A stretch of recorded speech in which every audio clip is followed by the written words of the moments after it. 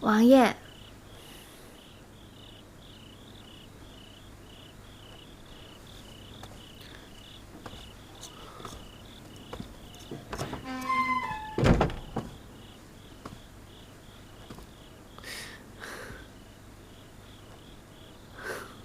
难得看你这么规矩的坐着，还真有些不习惯呢。我也不习惯。要不，我帮你揭开盖头，让你松泛些。好。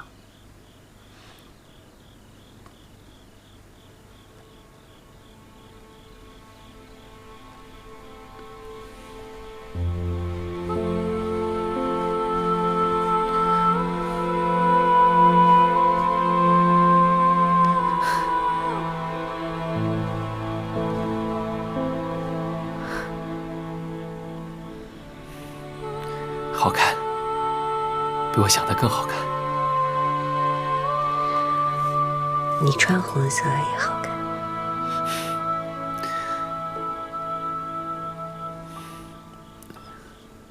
青莹啊，你终于嫁给我了，好像做梦一样。我也觉得在做梦一样。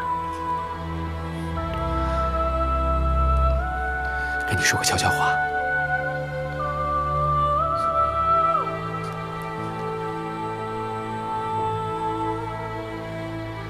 你这样不太好吧？你是我自己选的人，做侧福晋已经是委屈你了。第一夜自然要和你在一起的。她是我的发妻，我会爱敬她，尊重她的。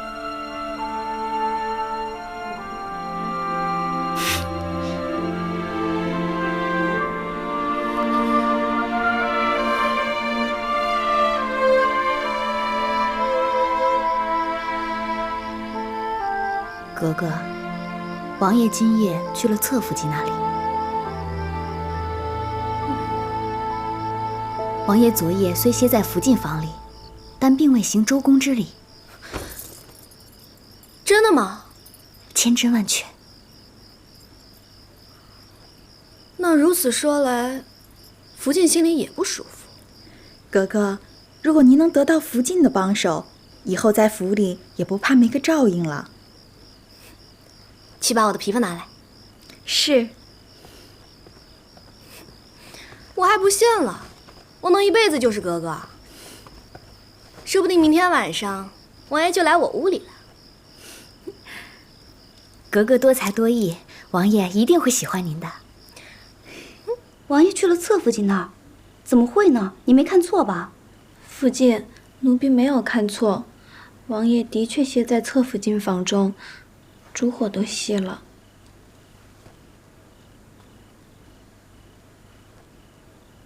你下去吧。是。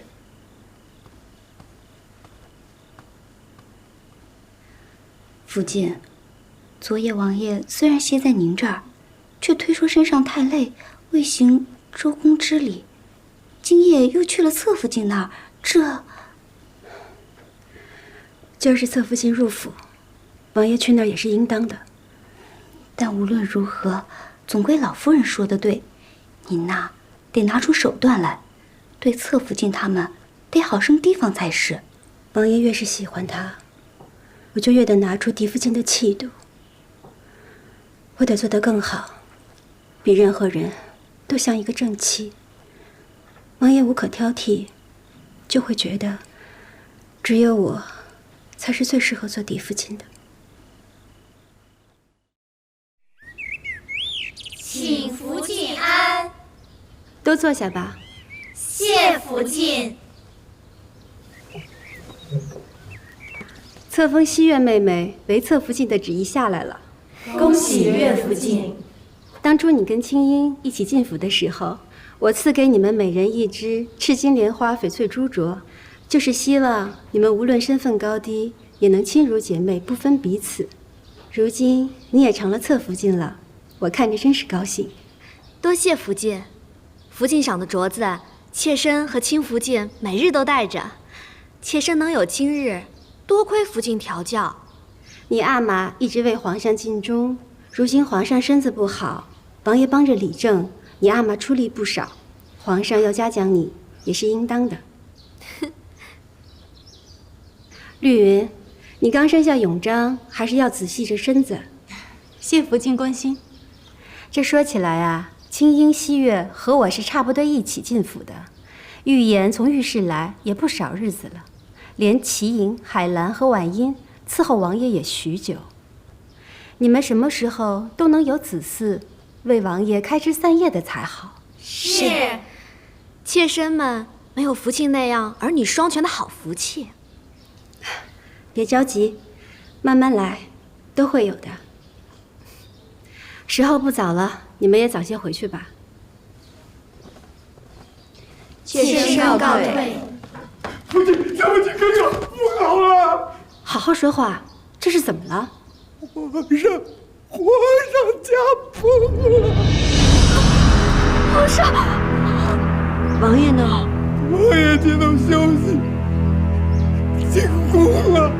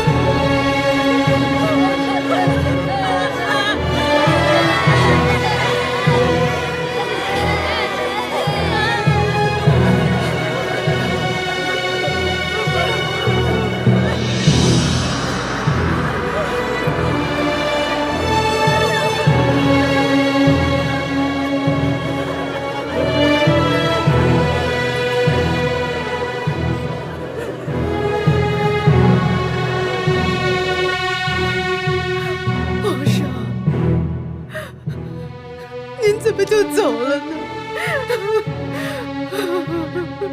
你不让我见你一面，丧仪我都不能去。皇上，您丢下我了，我才是您唯一的皇后，连丧仪都不让我去，皇上。娘娘别难过了，娘娘。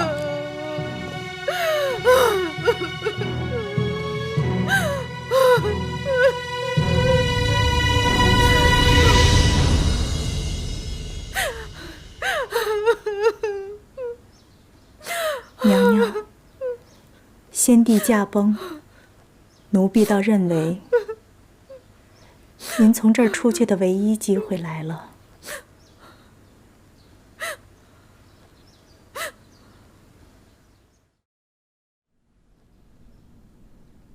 礼制所载，皇上登基应当尊景仁宫为母后皇太后。什么？景仁宫乃皇上的嫡母，理应尊为母后皇太后。熹贵妃是皇上的生母，可封为圣母皇太后。祖宗的规矩历代如此，两宫并立也是应当的。皇上，丧仪一毕，东西6宫都要由皇上的嫔妃入住，那景仁宫仍住着大行皇帝的皇后，实在是不合情理。可皇阿玛曾说过，与景仁宫再不相见。所以说，大行皇帝的丧仪，景仁宫可以不出现，但是先帝毕竟不曾废后，丧仪一了，还是要正名分的。皇上，正嫡庶，明尊卑，方可治天下。臣妾考虑看看。那臣等先告退。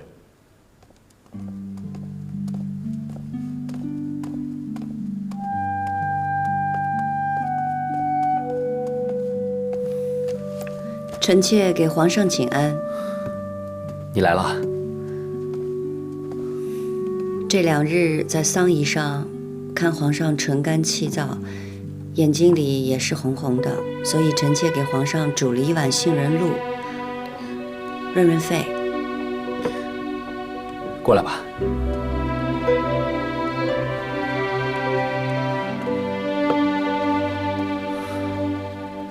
坐。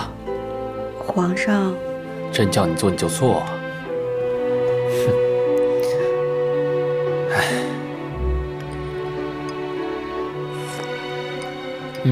好喝。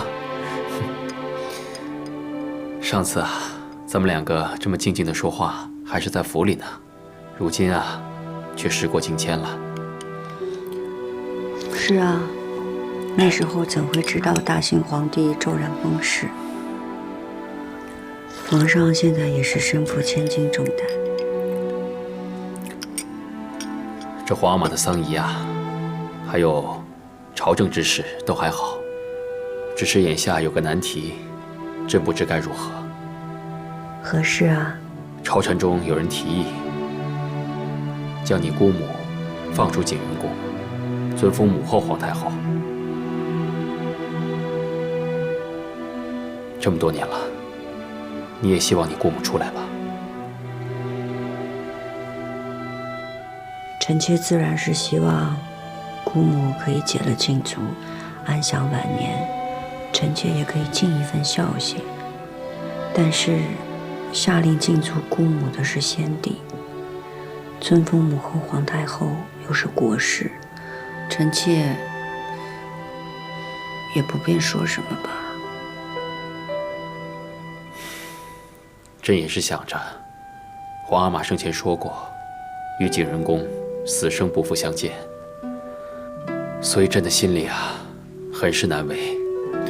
可朕又想，要是放你姑母出来，恢复了尊荣，你的背后也可有个倚仗，也可过得畅一些。皇上为姑母和臣妾思虑，臣妾万分感激。只是皇上也不必过分担心，事情总有解决的法子。如若艰难，皇上也不用太为难自己。朕知道了。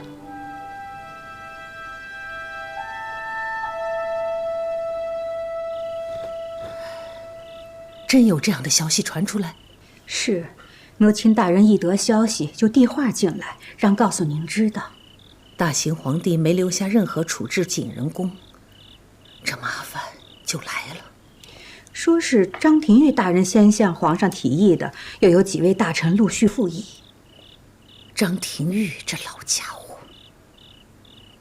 从来就把祖宗规矩、嫡庶尊卑看得比命还大。他要尊母后皇太后，那是防着哀家呢。张大人心里只有规矩，未必是存心跟您作对。哀家还能不知道那帮老家伙？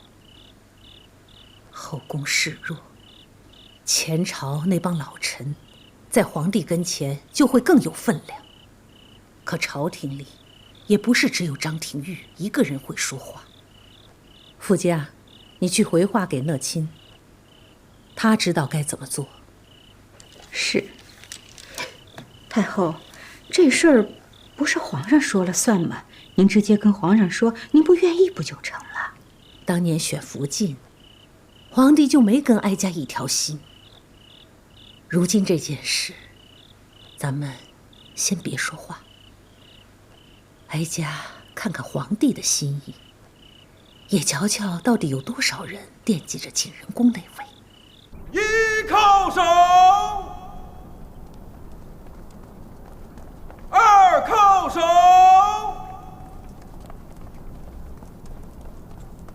三靠手，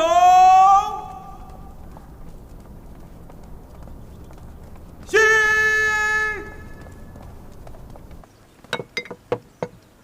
皇额娘，今日的膳食是儿臣等各自进献的，请皇额娘尝尝。太后，是否先饮汤？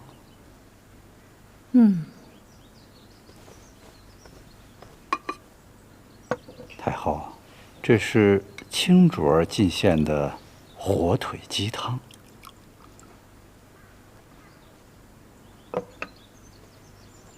好好的鸡汤，用味儿重的火腿相佐，喧宾夺主。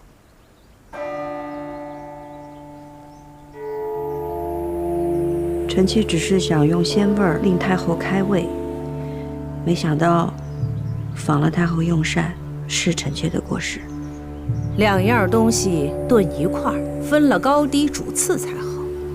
想要并重，反而坏了味道。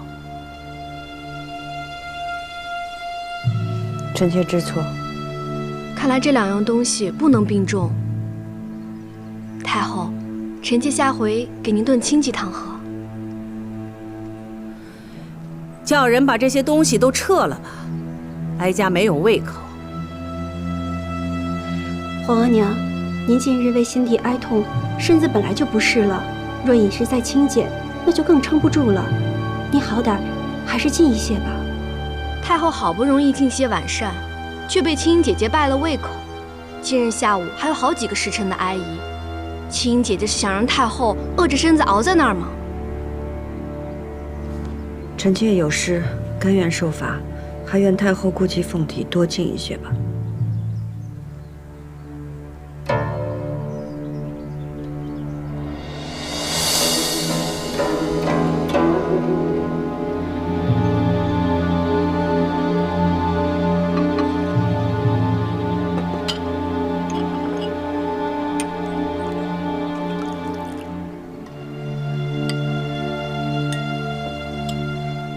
皇额娘，民以食为天，米为食之主，就是因为米是最养人的。先帝在世时最爱喝米粥，你也尝一尝吧。罢了。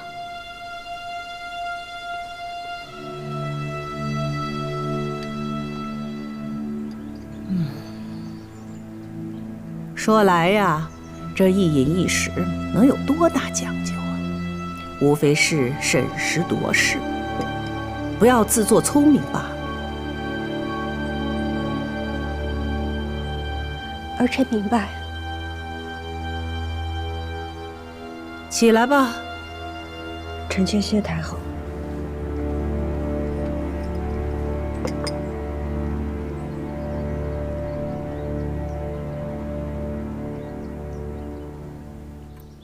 皇额娘。真的这般对青音？是。让他受苦了。你送些烫伤药到他阁中，叫他别难过了。这都烫红了，太后的心也太狠了，只是一碗汤而已。你今儿是怎么伺候煮的？是我伺候太后不小心弄伤了自己，不能怪索性。那也是索性没护好煮。你去外头思过去。是。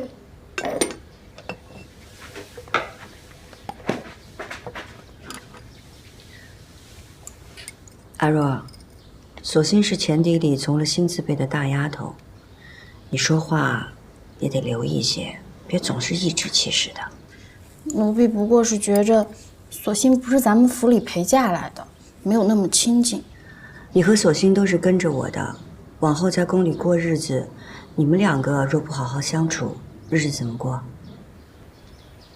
你这脾气是得改一改。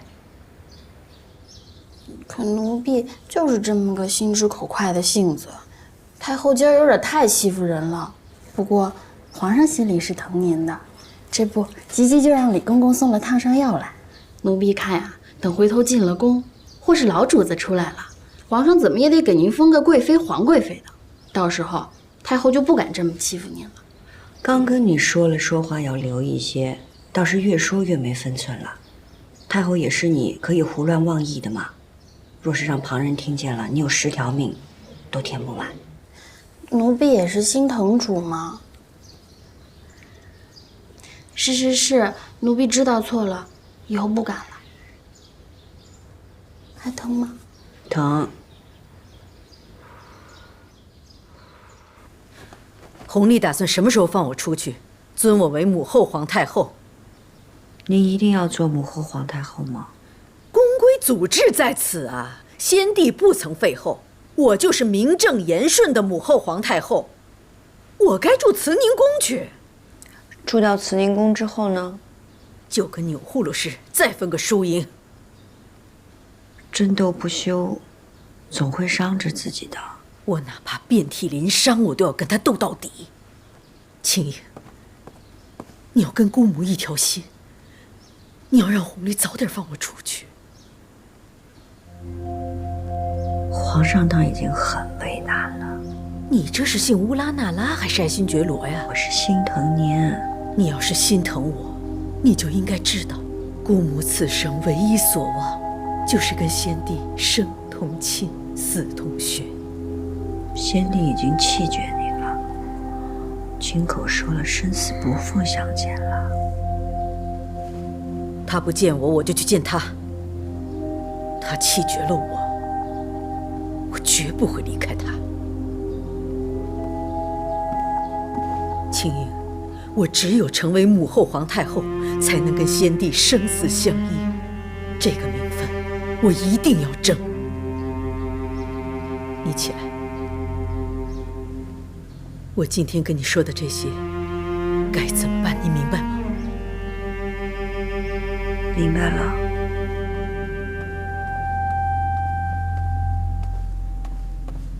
皇上，金主儿来了。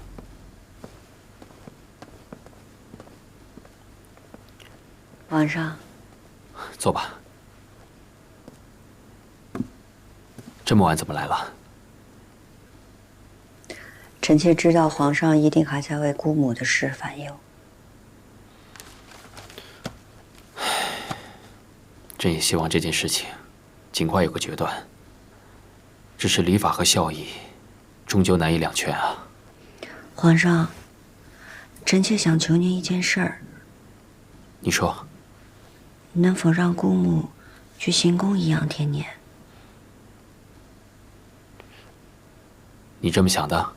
如果您以太后的身份在行宫供养姑母，哪怕暂时不要给她名分，您对那些尊嫡的人也可以有所回应。然而对那些阻挠姑母尊封为母后皇太后的人，他们看姑母离开了紫禁城，又未被尊封，想来他们也不会说什么了。至于太后那儿，臣妾也想过了。若两宫太后在紫禁城并立，这2位老人家争执了一辈子，日后也难免两相里不容，后宫不宁，皇上也烦忧。不如让姑母去行宫安养天年，避开太后也是好的。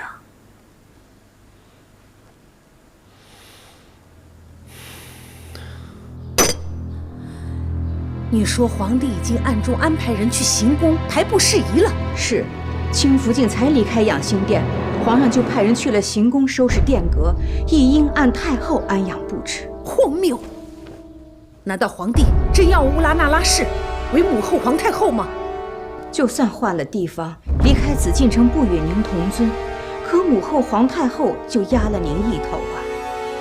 这种主意，定是青英那丫头弄混出来的吧？景仁宫与清福晋这般里应外合，皇上还年轻，难免不被清福晋这个宠妃说动啊。早知道，当年就不该留着青音。明日丧仪之后，你让他来找哀家。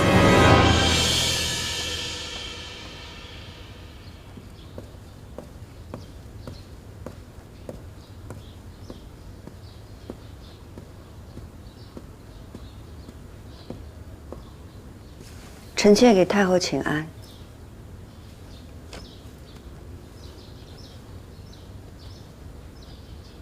被福家换来了永寿宫，你怕不怕呀？被太后召唤，臣妾怕的是侍奉不周，未能替皇上尽一份孝心。你的孝心都进去了景仁宫吧？太后，请恕臣妾冒昧。景仁宫是臣妾的至亲，臣妾不能不去看望他。就是去看看。臣妾也求了皇上，让姑母去行宫颐养天年。痴心妄想！你是觉得，你如今可以仗着皇帝对你的那点情分，来压哀家了吗？太后，臣妾没有这个意思。臣妾只希望姑母能安安生生地活下去。安安生生？没有名分，你姑母会安安生生地走出景仁宫，去到行宫？乌拉那拉氏有你这个希望在，你觉得你姑母会安安生生吗？你要你姑母活，可以。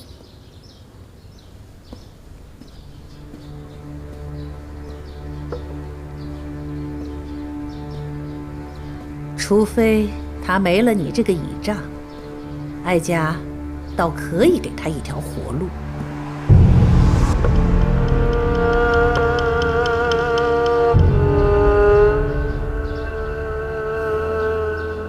如今正是先帝丧仪，丧仪过后，你自寻了断。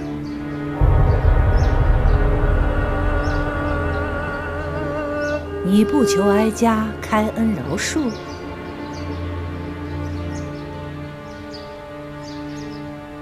太后发落赐死，自然主意已定。臣妾知道求也无用。你要不死，也不是没有办法。哀家可以给你一条路选。乌拉那拉氏，有你姑母，便没有你；有你，便没有你姑母。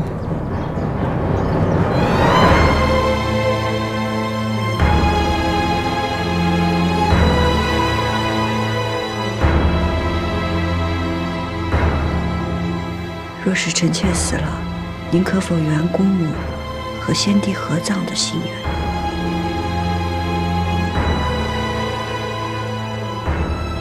你倒真有孝心。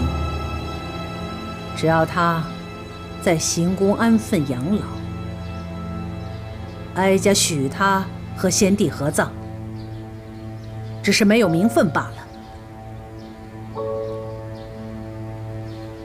多谢太后。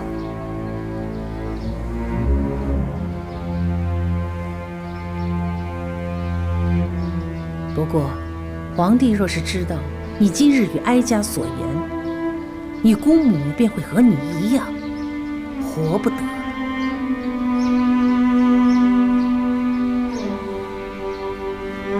臣妾明白，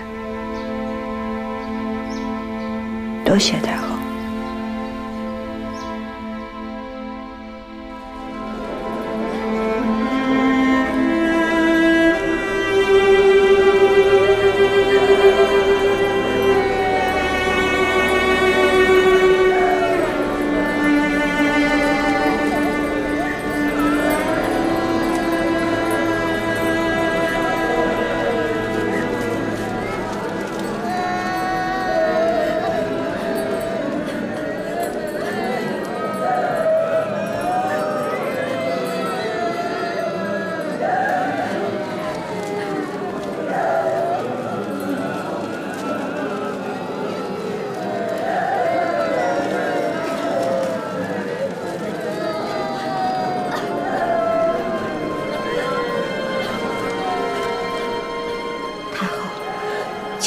月是去了养心殿吗？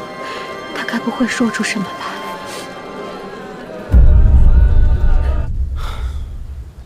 景仁宫的事情呢，朕已经安排的差不多了。只是没想到风声传了出去，朕呢，还得要顾及皇娘的心意。为了安抚皇娘，也为了你姑母，来日能好好颐养天年，按太后奉养她的事，朕还得慢慢安排。皇上的难处，臣妾都明白。臣妾是替姑母难过。你放心，朕会将景仁宫移至圣经旧宫，好好安养。在这件事情上，他只是缺了一个名分罢了。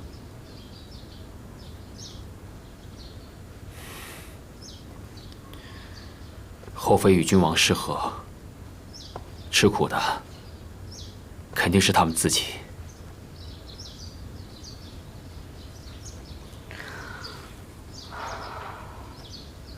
还请皇上顾怜姑母，不要让她在圣经旧宫吃苦。瞧你这话说的，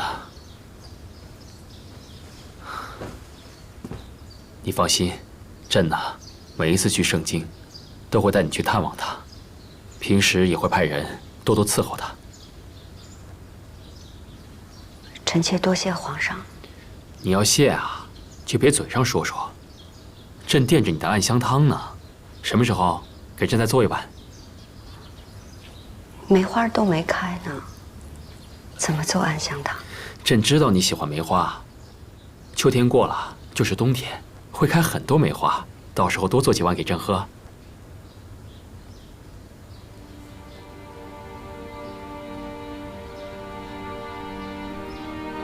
你不答应朕啊？臣妾答应。你怎么了？臣妾只是想起与皇上初见。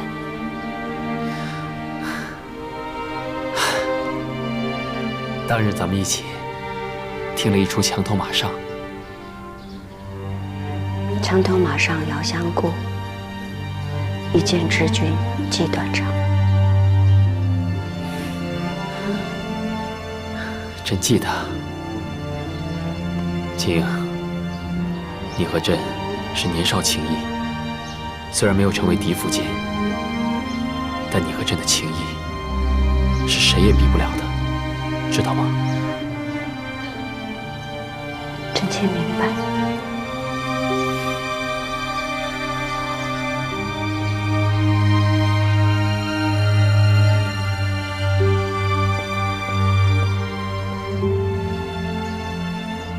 皇上，如果日后臣妾不能日日给您请安，臣妾也会永远祈佑皇上龙体康健，事事顺遂。这是干什么？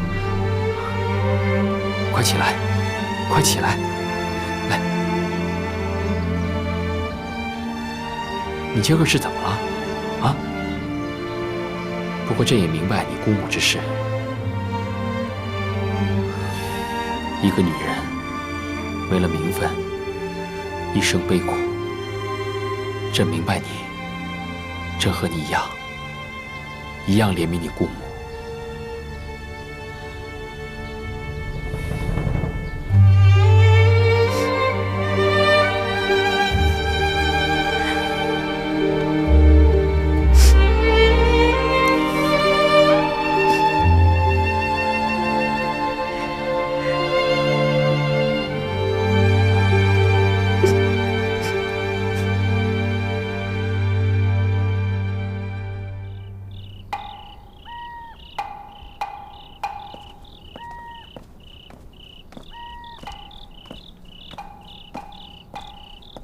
主儿，老主子真的没指望了吗？那我们会不会受牵连呀？主不该去的，万一这要是被太后娘娘知道了，可就麻烦了。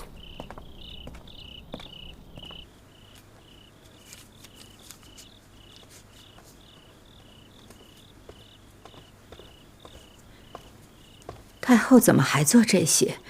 先帝的丧仪将毕，不用再烧纸锭了。先帝灵前那些，都是哀家亲手做的。如今这手闲不住，你说这是烧给景仁公好呢，还是给他侄女呢？亲主是晚辈，哪里配得上您亲手做的东西？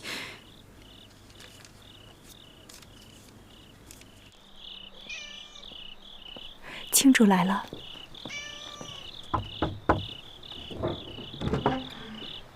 您快着点儿。主儿，你在这候着。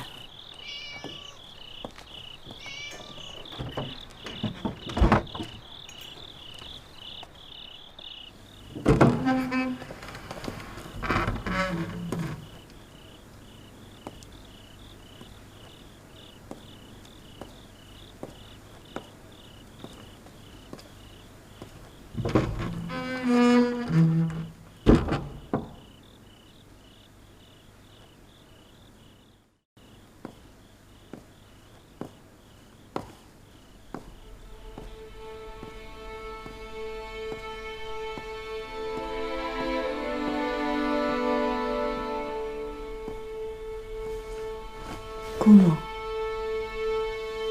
起来吧，我正要传你呢。我是来告诉姑母，皇上安排了您去行宫颐养天年。怎么颐养天年？不入史册，不赴太庙，来日以无名无分的先帝嫔妃身份下葬，再也不能和先帝同穴而眠。不是这样的，姑母只要安心的在行宫待着，死后会安享爱肉，和先帝葬在一起。这个安排，你是有什么代价换来的呀？皇上疼惜我呀，才有这样的安排。没有钮祜禄氏的授意，皇上会答应你吗？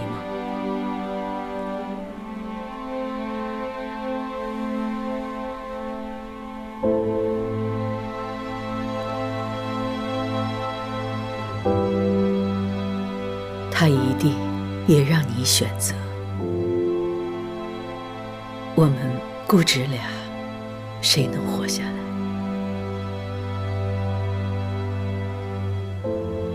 太后也来找您了。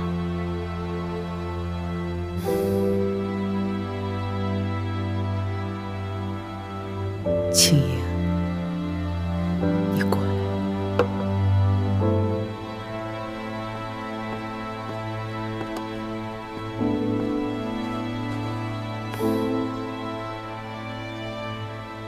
姑母知道你的性子，你必然会护着我，你会舍去自己的性命，保住我的名分。可是钮祜禄氏从来就是要我死，你死了有什么用？再说你死了，你心爱的弘历会放过我吗？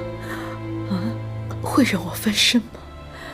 就算他顾及到我是你的姑母，可我是堂堂大清的皇后，我怎么能够在钮祜禄氏的鼻息下没名没分、苟延残喘？姑母必须得死，他才会让你活下去，你才能够延续乌拉那拉氏的荣耀。姑母，你已经有了皇上的眷顾，你是乌拉那拉氏唯一的指望，你要得宠，你要做皇后。可是姑母，我从未妄求皇后之位，我只想跟皇上恩爱长久。你心里有弘历对吧？难道不想跟他生同寝，死同穴吗？你只有成了他的皇后，才能跟他生死不离呀。可是富察氏是一个好福晋，她将来也会是一个好皇后。庸庸碌碌，没有心气，乌拉那拉氏怎么就出了你这样一个女子？姑母，姑母，你怎么了？扶上，扶上！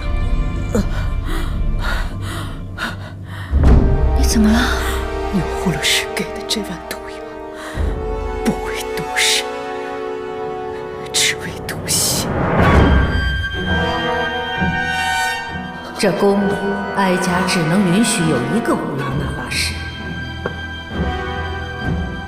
这也是哀家最大的宽容。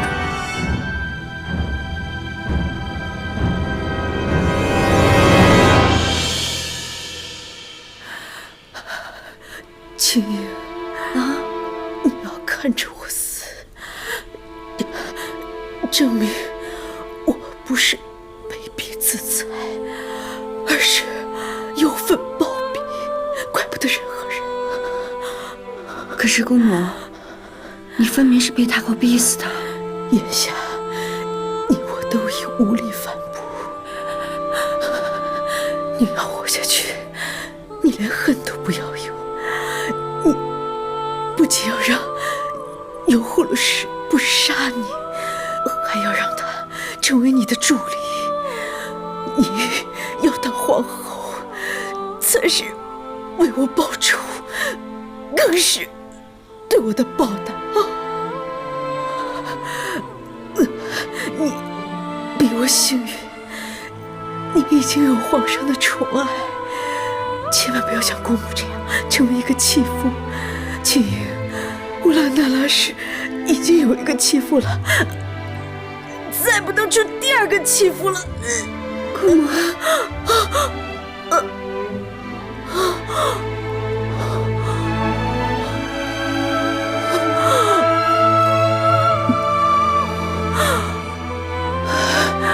那一年，先帝封我为皇后，那是我最好的时光，是一个殊荣。我爱的人也没有离开我。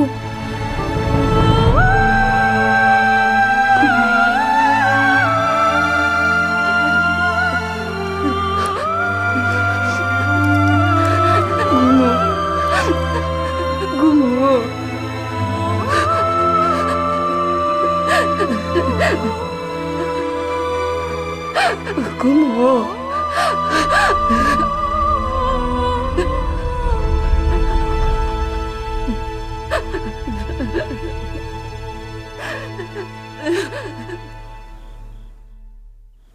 我去的时候，景仁公已经死了，出来的是青卓儿。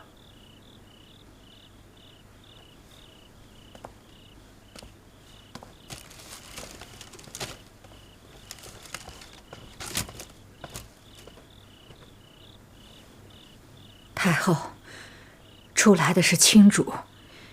成汉进去时，景仁宫那位已经气绝了，伺候他的秀夏也跟着自裁了。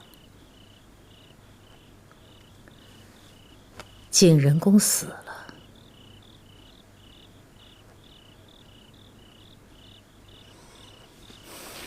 那青英，暂时让他活着吧。那景仁宫那位，是不是密不发丧？哀家明日去见皇帝，与他商议。回皇上的话，待丧仪一毕，太后将迁居慈宁宫，太妃们迁居寿康宫，东西六宫会立刻拾掇出来，供嫔妃们居住。回禀皇上，景仁公过身了。什么？是青卓儿所言，报的是暴毙。真是暴毙。青卓儿是亲眼瞧着景仁公过身的。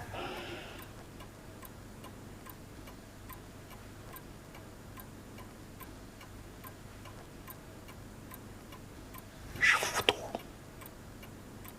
毒从何来？之前太后去过景仁宫。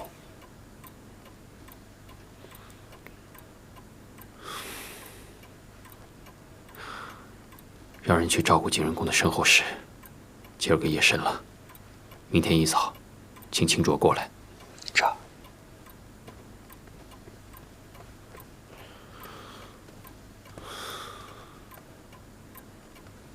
景仁公过身了，他怎么死的？王清支支吾吾的，也说不太明白，只说皇上也很惊诧于景仁公骤然离世。王亲不敢说，才见景仁公死得蹊跷。不过不管怎么说，死了便好了。景仁公活着就是个祸害。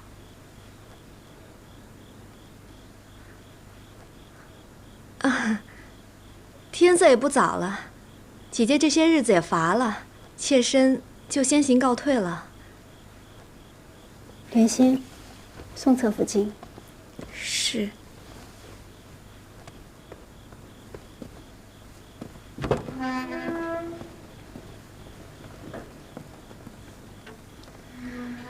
这景仁公本是皇后，该颐养天年。若不是言行得救，失欢于先帝，也不至于落得如此下场。看来皇后之位不易做呀。您与景仁公怎么一样？您出身大族，又有皇子。景仁公何尝不是出身大族，又有皇子？只是皇子早夭，宠妃当权，才知太后一味易主，潦倒丧命，身后连史书都不得记载，仿若是一粒不曾存在的尘埃。无论皇上怎么想，只要将来娘娘稳坐皇后之位，咱们的22个平安长大就好。皇上嘛，难免有宠爱之人，只盼他们先别生下皇子才好。若是嫡子长成，宠妃们再生下庶子，也就不怕了。皇上，慈宁宫历来为太后所居，既是太后所居，必得郑重待之。传朕旨意，精修慈宁宫，以供太后颐养天年。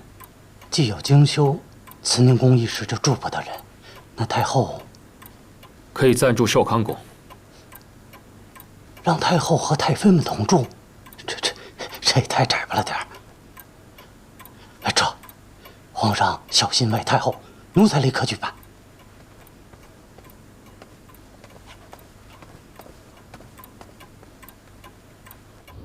主儿，您为了老主子都哭了一夜了，现在要去见皇上，您好歹得打起点精神来啊！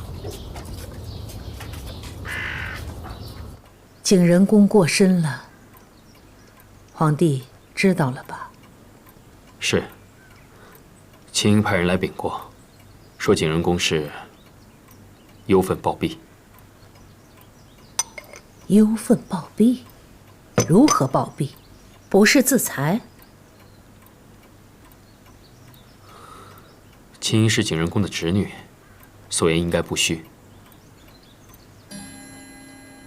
那无论如何，景仁公身份尴尬，他的丧仪，皇帝打算如何处置啊？虽无尊封，但先帝到底是未曾废后，景仁公又因为皇阿玛驾崩而伤心暴毙，儿子打算以皇后之礼将其安葬。既无尊封，就不能以皇后之礼下葬，也不能与先帝同葬，才是先帝所言的死生不复相见。皇上，郑廷玉求见。让他进来。这。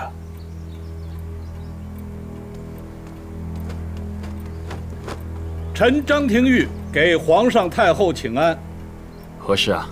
皇上，臣闻听景仁公暴毙崩逝，特来觐见皇上。后宫之事，前朝之臣也要来干涉吗？启禀太后，后宫之事，外臣本不该干涉。然而，景仁公是否尊封，已得朝野关注，已属国事。既然是国事，臣就不得不问。尊封之事，尘埃落定，景仁公已暴毙，事情已了。尊封之事才出，景仁公便暴毙身亡。皇上，其中曲折实在是令人遐思，臣请皇上一定要细查此事。历来帝王驾崩，后宫总有人伤心离世。景仁公过世，有什么可遐思的？但是这次过身的毕竟是大清曾经的皇后，哪怕先帝与景仁公多年不睦，哪怕先帝曾言此生不复相见，就算是没了尊位，景仁公也不该不明不白的暴毙呀！怎么叫不明不白？张大人此言难道是对哀家有疑？总还有张大人愿意为老主子说话。张大人最重朕的。皇者又是素来与太后不睦之人，彻查此事。臣妾乌拉那拉氏求见皇上。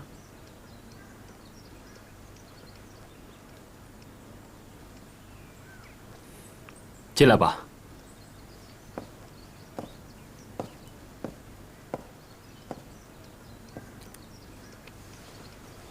臣妾给太后、皇上请安。起来吧。给娘娘请安。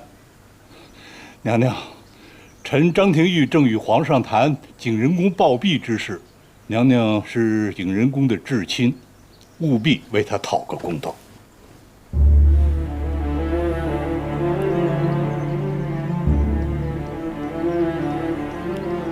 青英啊，景仁公和皇额娘都是你的至亲长辈，你出言必得谨慎。是。张大人，我因姑母去世，悲痛万分。可公道二字，却不知道张大人从何提起。姑母进族景仁公，悲愤交加，暴病多年。因先帝驾崩，姑母过分忧心，而居然离世。当时我侍奉在榻前，亲眼看着姑母驾鹤西去的。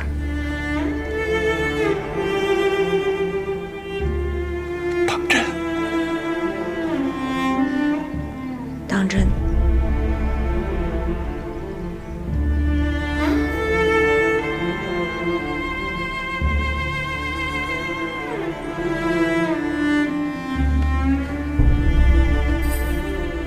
太后、皇上，姑母过身，确是因为太在意和先帝的情分。若有任何流言蜚语，臣妾应该出面平息，好让姑母走得体体面面，安心身后事。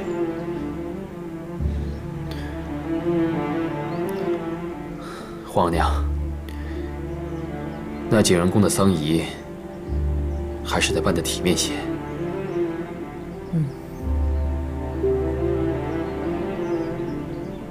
那就按非礼吧，也可葬在嫔妃缘寝。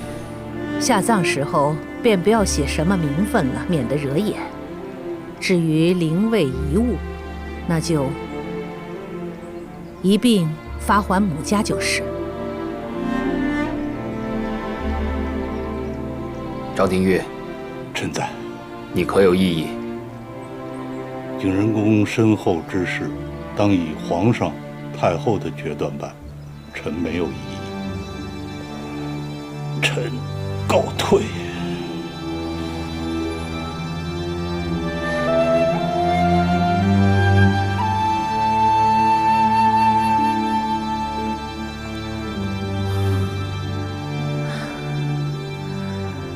皇帝国事繁忙，哀家回去了。儿子恭送皇额娘。恭送太后。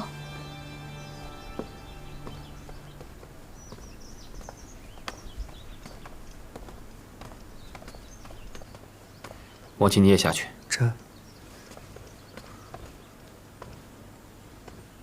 秦英，此刻只有你与朕，你告诉朕，景仁公是怎么过身的？皇上。臣妾方才说的都是真的。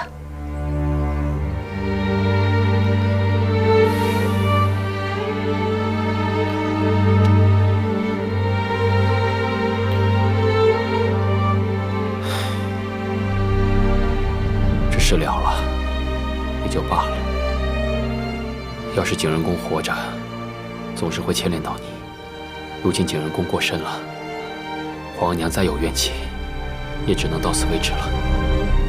只是这事情虽了了，这些日子，你也别到处走动，免得惹人注目。臣妾明白。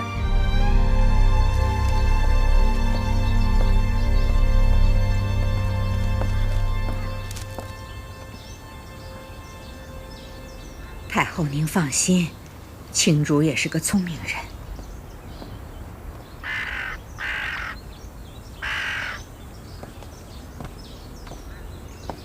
给太后请安。你去吧。这么快就出来了，看来你嘴巴挺严啊，没有背着哀家私下向皇帝告状。臣妾已经当着张大人的面把事情都说明白了。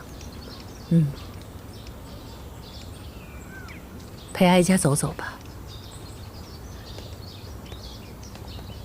你姑母到底是怎么死的？说给哀家听听。姑母想要得到母后皇太后的尊位，无非是为了母族的荣耀。姑母最在意的就是和先帝生同亲，死同血。可先帝对姑母说出了此生不复相见，姑母便心如死灰。她得不到先帝的心，赢了太后又如何呢？所以她选择保全了你。看来，她还是疼你的。姑母是疼臣妾。可是，在这个宫里边，能保臣妾的只有太后。哦，太后并不想要臣妾死，太后想要姑母死，而且死在臣妾的面前。若是有人对姑母的死有猜测，由臣妾这个亲侄女的嘴里为您分说，便没有人敢污了太后的清誉。你很聪明。不是臣妾聪明，是一切都在太后的掌握之中。你姑母也是聪明人，从头到尾算计得清楚，能争的时候拼命争，不能争的时候断然做出选择，以保最大的利益。如此，你得以活了。是。姑母暴毙，但流言未必会消去。臣妾得活着，才能时时为太后坐镇。很好，很好。这么聪明的人，是得好好活着。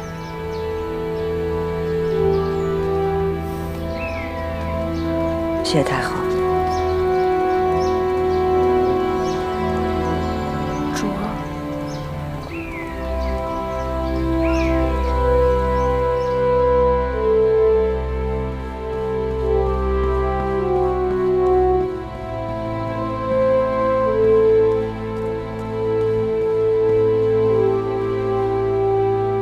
皇上早点安置吧，明儿个可是登基大典呢。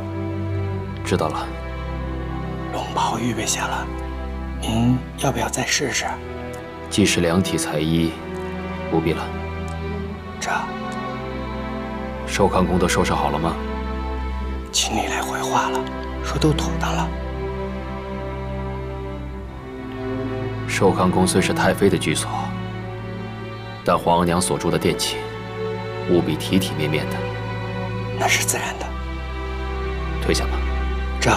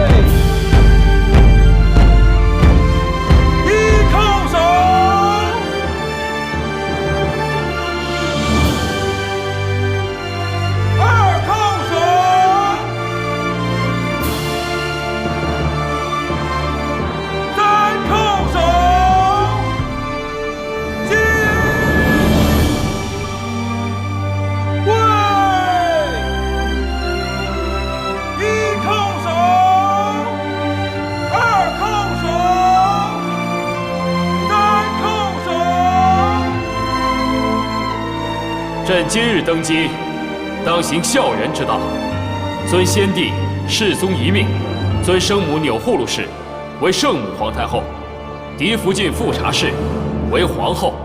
册立之事，应有礼部正主相待。人孝厚德，无色万民，万岁万岁万岁！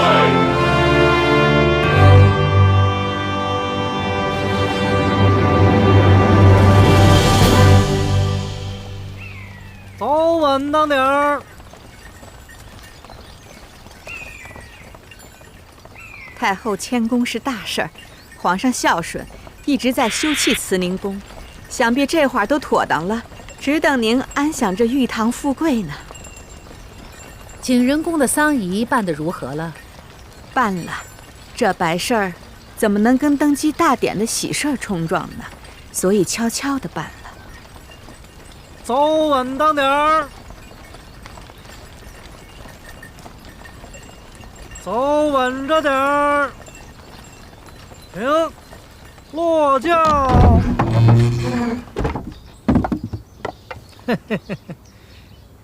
太后，咱们到了。怎么是寿康宫？历代太后所居不都是慈宁宫吗？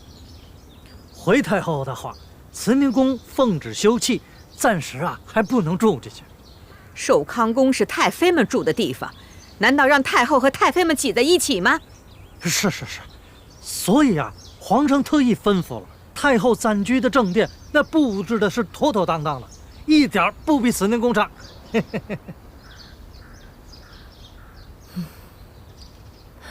皇帝一片孝心。既然慈宁宫在修葺，那哀家等一等，先进去吧。太后您慢着点。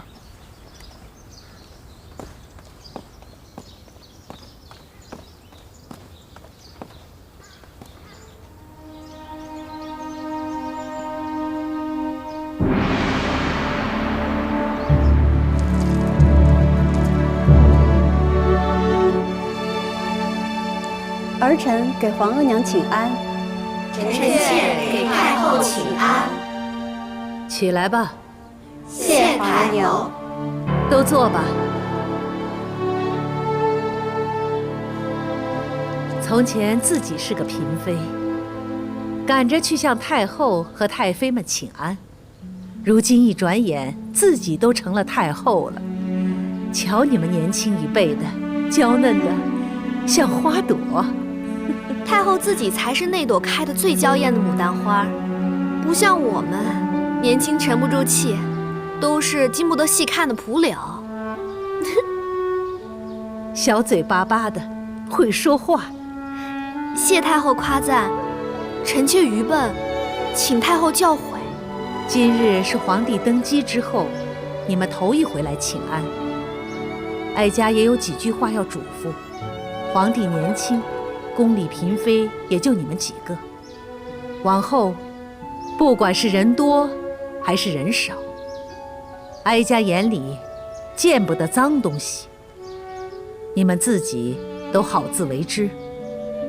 多谢太后教诲，臣妾谨记于心。皇后，哀家和几位太妃们都已经移居到寿康宫了，东西六宫很快就收拾出来了，给你们安居。身为皇后，安定后宫，乃是你身应之责。儿臣明白，皇上登基分六宫、定位分、册嫔妃，这些事情儿臣都会一一办好。若有不懂，还请皇额娘指教。除了这个，还有一件事。古来重长子，重嫡子。皇帝已经有了庶长子永璜，嫡长子永琏，还有一子也很重要。皇上登基后的第一子已称吉祥，极为贵重。所以你们几个要加把劲儿，把皇帝登基后的第一个皇子好好生下来。是。太后，福建新贡的柚子酸甜凉润的，您尝尝。哎呀，费那么大力气，拨他干什么？哀家吃不了几口。能入您的嘴，哪怕是一口，也是这幼子的福分。真正有福之人，也不会住在这寿康宫。皇上也是孝心，想把慈宁宫修得舒舒服服的，再让您挪过去。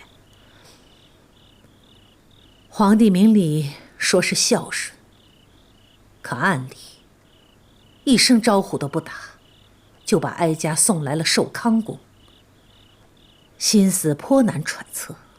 也是，住在这儿名不正言不顺的，也不是太后的正经居所。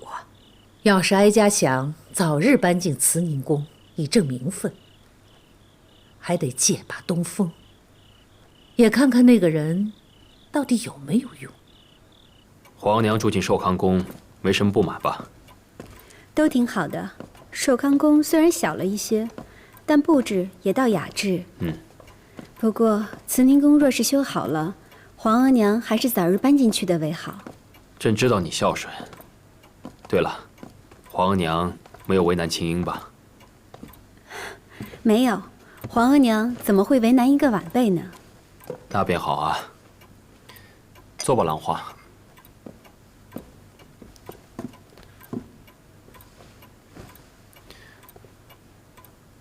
兰花，你可知这养心殿为何以养心为名吗？臣妾不知。皇阿玛在的时候，常常说起孟子的一句话：“养心莫善于寡欲”，所以起名为养心殿。这人的欲望啊，一旦多了，是非也就跟着多。皇上身居高位，天下都是您的，自然寡欲养心。但底下的嫔妃、大臣、奴才们，都靠着皇上呢。什么都仰仗着您，怎么能寡欲？所以啊，朕希望你能够管束后宫，让那些无端升起的是非都能消退。如此一来，朕的后宫才可清清静静。臣妾明白，只是臣妾无能，只怕做不好。怎么会呢？你贤惠大度，只要用心做，怎么会做不好？再说了，若是有什么不懂的地方，也可多多请教皇额娘。皇上对臣妾的期许，臣妾都记在心里，绝不敢忘。好。皇上，你也累了一天了，早些安置吧。皇后也早些歇息。臣妾告退。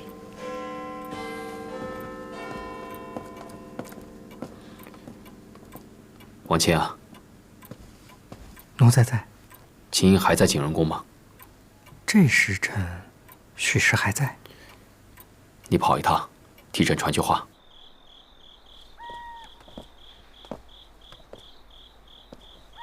给金主儿请安。这是皇上让您送来的。是。皇上知道金主儿在此守丧，劳心伤神，特意嘱奴才送来这玉镯参汤，让金主儿安心养神，保重身子。皇上还说，眼下这局势，金主儿颇为艰难。皇上从未忘却金主儿和皇上是心意相通的人。亲主若有不顺心之时，想想皇上这句话，再不顺心也能安心了。皇上的心思我明白了，劳烦王公公深夜走一趟。奴才告退。走。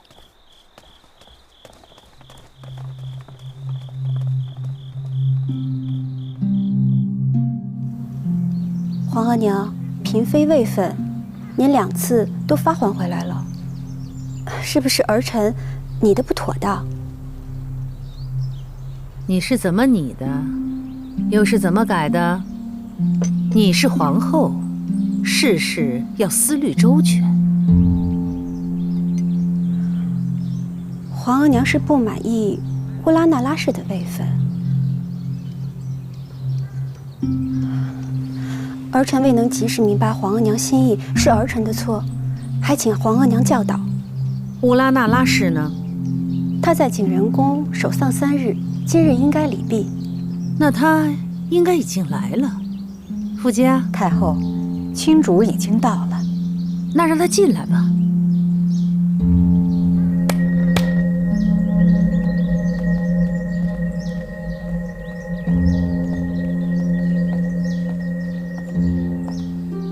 皇后坐吧。是。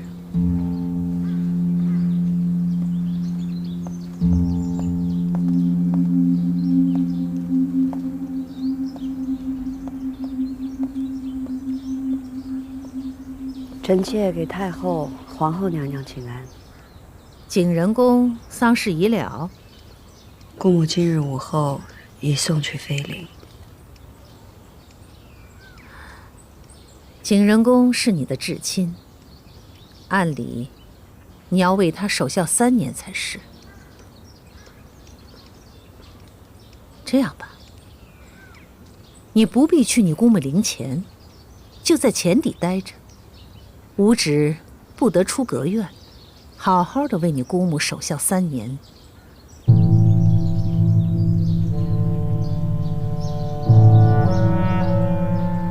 可是要守孝3年，就看他有没有这份孝心了。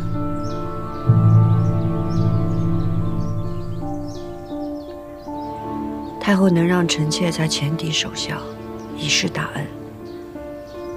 臣妾谢恩。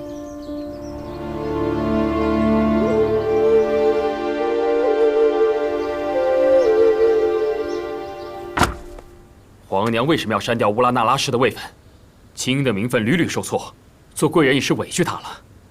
她是朕的侧福晋，封妃理所应当啊。青英妹妹受了景仁宫的牵连，臣妾本想着给个嫔位，等日后逢年节再进封也不迟。可谁知道，还是被皇额娘退还回来。臣妾无奈，只好改为贵人。可皇额娘还是不满意。皇额娘划掉她的名字，难不成是不要给她任何位分吗？皇上，皇额娘封青英妹妹住在前邸，让她为景仁宫守孝3年，闭门不出。什么？皇额娘久掌后宫之事，当着臣妾的面便发落了青英妹妹，臣妾却不敢驳回。皇额娘独断专权，连朕都不事先告知，你又怎敢驳回？请皇上息怒。皇上，皇额娘以孝亲为由发落了青英妹妹，这也挑不出错来。不如等过些时日，臣妾和皇上一同去求皇额娘开恩。朕知道了。青英妹妹虽被禁足，但其他人等名位已定，只差分居东西6宫了。皇后酌情安排就是。是。哎，小心点啊！往哪边转？朝那边吧。轻点放。来，搬过来，搬过来。好好，来。哎，这个盒子得放在这儿。小心点啊！小心着点，你们别磕了碰了。知道了，知道了。慢点，慢点啊！哎，这个放歪了。哎，我那个保卫盒子给我放好了啊，千万别摔了。帮我一下啊！来了。哎呀，咱们这一走，崇华宫就要落锁了。抬高点儿。你说这青英姐姐还出得去吗？放上去，放上去。太后说让她守孝3年，怕是一辈子都不会放她出来了。谁知道呢？拿过来，拿过来。哎，小心着点儿，别弄脏了。那边轻点儿，那可是皇上赏的。都收拾妥当了。来来来，主儿，你听见了吗？他们咒咱们在这一辈子出不去呢。其他的主位分陆续都定了，搬走了。咱们真要在这住了3年才出去，这宫里还能有咱们立足的份儿吗？若姐姐别说了，主听了岂不更伤心？就你知道，我不也是为主担心吗？